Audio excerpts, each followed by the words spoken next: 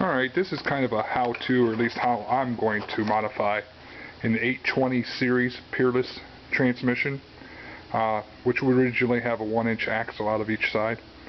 Anyways, I got the case apart, got all the grease kind of cleaned out. This model, I don't remember which one it is, but it's a 5-speed. The plan is, number one, the biggest thing is this gear here and this gear here have been swapped out.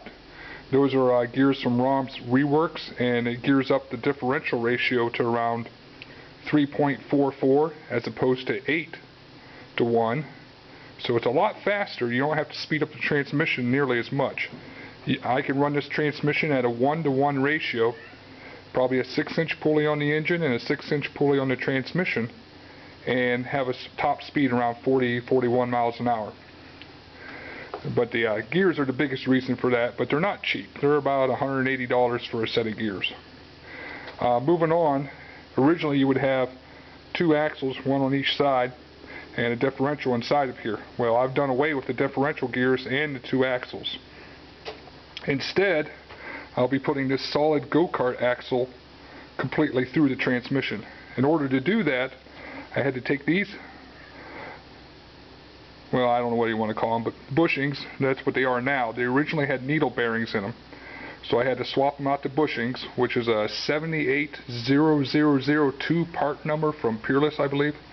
Anyways, I pushed out the needle bearings and pushed in the bronze bushings because when running on this steel go-kart axle, it's not hardened for needle bearings, and it would ruin the bearings in it, or actually it would gall up the metal on the shaft. So the next problem is how to install this onto the 1-inch axle. This one here I have out sitting in a part. First off, I have this spacer. I'm going to drill a hole in the middle of it, put it on the shaft, and weld it to the shaft in the middle. This spacer acts as a lock to keep the differential from sliding side to side and keep the axle from coming out. The axle halves themselves have been bored out to 1 inch.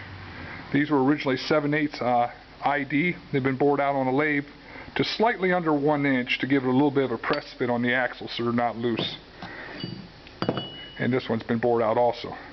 The next step is I have to take a broach and I have to cut a 1/4-inch keyway in both halves of these, and then I can slide them on the axle, one from each side, and of course the gear will be in between them and the spacer will be in between them, and that'll lock everything together.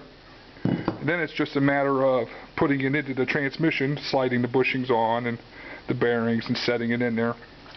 The other modifications for the transmission are, it's probably going to have a drain. It's going to have a drain line, probably in the rear. Here's another transmission case that's empty. Probably going to have a drain line around here or so. You'll have to tip the transmission up to get all the oil out, but whoop-de-doo. And then I'll probably have a fill line